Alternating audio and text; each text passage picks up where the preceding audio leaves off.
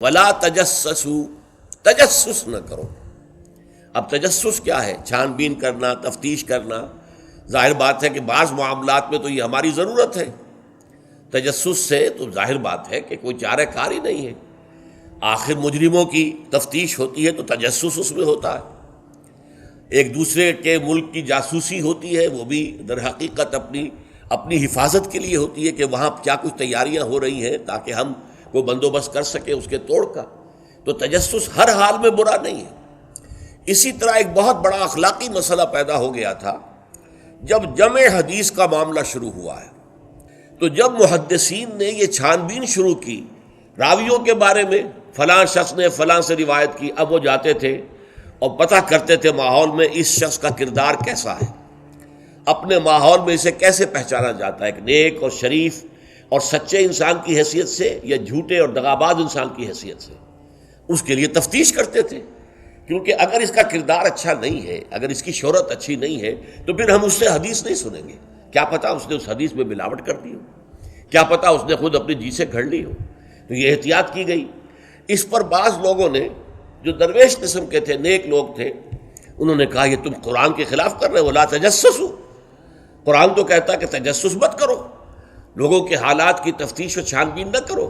تو جواب دیا گیا نہیں، یہاں یہ در حقیقت ایک دینی ضرورت کے طور پر ہے، اور جواب بھی اسی صورت سے دیا گیا۔ وہ جو آیت ہم پڑھ چکے ہیں، یا ایھا الذین آمنوا ان جاءکم فاسق بنبأ فتبینوا ان تصیبوا قوما بجہالۃ فتصبحوا علی ما فعلتم نادمین۔ یہ آپ کو معلوم ہے کہ یہ آیت نمبر 6 ہے، اسی سورہ مبارکہ کی ہم پڑھ چکے ہیں۔ اہل ایمان، تمہارے پاس اگر کوئی فاسق آدمی، غیر متقی آدمی کوئی خبر لے کر آئے تو تحقیق کرو، چھان بین کرو۔ ایسا نہ ہو کہ تم اس کی خبر لائی ہوئی خبر پر اعتماد کر کے کوئی اقدام کر بیٹھو، کسی گروہ کے خلاف، کسی قبیلے کے خلاف جو ہے حملہ کر دو، اور پھر بعد میں تمہیں پچھتانا پڑے کہ خبر تو غلط تھی۔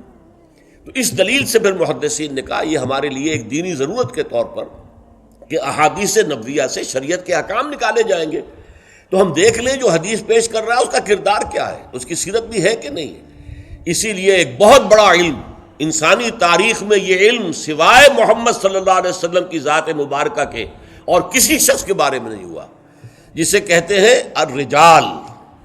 یہ علم الرجال جو ہے کہ تمام جو صحابہ تابعین ان کی شخصیتوں کا پورا تجزیہ یہ کر دیا گیا۔ یہ سارا کام اس لیے کیا گیا ہے تاکہ معلوم ہو عن فلاں عن فلاں عن فلاں عن فلاں، اس پوری چین کے اندر کہیں کوئی شخص ایسا تو نہیں ہے کہ جو قابل اعتماد نہ ہو، تو اس کی پھر وہ حدیث صحیح نہیں قرار پائے گی، وہ مستند نہیں قرار پائے گی، اسے کہیں ضعیف احادیث میں لے آئیں گے۔ ٹھیک ہے، یہ ضعیف ہے، اور ضعیف احادیث جو ہے وہ اخلاقیات کے بیان میں استعمال ہو سکتی ہیں، لیکن ان سے کوئی شرعی حکم نہیں نکالا جا سکتا۔ شرعی حکم کا استنباط جو ہے وہ صحیح اور پختہ اور مستند احادیث سے ہوگا۔ تو یہ ہے تجسس کے بارے میں۔ البتہ جس چیز سے روکا گیا ہے وہ کیا ہے؟ بعض لوگوں کے مزاج ہوتے پرورٹڈ، جیسے آپ کو معلوم ہے کہ مکھی جو ہے وہ گندگی کی تلاش میں رہتی ہے، گندگی پر بیٹھے گی۔ کچھ لوگوں کا مزاج ایسا ہو جاتا ہے کہ وہ اس تلاش میں رہتے ہیں، ٹو میں رہتے ہیں، کہیں کوئی بری بات انہیں ملے تاکہ لے اڑیں اسے، اس کا پرچار کر دیں، اسے عام کر دیں۔ کہیں سے کسی شخص کی کسی غلط حرکت کا علم ہو گیا اور اس کو لے کے اب عام کر رہے ہیں، پھیلا رہے ہیں لوگوں کے اندر۔ یہ جو ہے تجسس اس لیے کرنا کہ آپ کے ہاتھ میں کوئی سکینڈل بنانے کا کوئی مواد آ جائے، کوئی طریقہ ایسا ہو جائے۔ تو یہ جو مکھی کی ذہنیت اور مزاج رکھنے والے لوگ ہیں، یہ ان کو روکا جا رہا، تجسس نہ کرو۔ بلکہ کہا گیا ہے کہ اگر تمہارے کسی بھائی کا عیب تمہارے سامنے کھل جائے تو پردہ ڈالو۔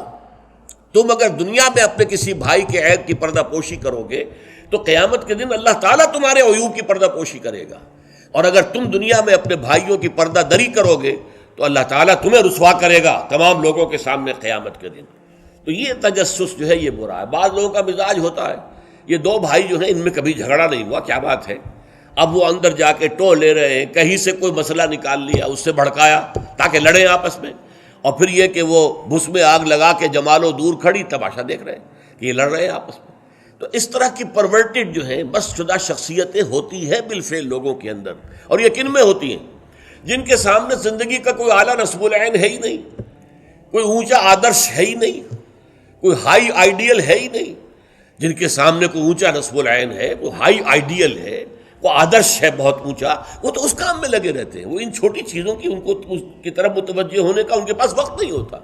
لیکن جن لوگوں کی زندگی کے اندر وہ اونچائی کی طرف تو کوئی رجحان ہے ہی نہیں، تو ظاہر بات ہے وہ تو پھر زمین ہی کے اندر دیکھیں گے، کیڑے مکوڑے انہیں نظر آئیں گے، یا گندگی جو ہے وہ اس کے بارے میں جو ہے اس کو لے اڑیں گے پھر بعد میں۔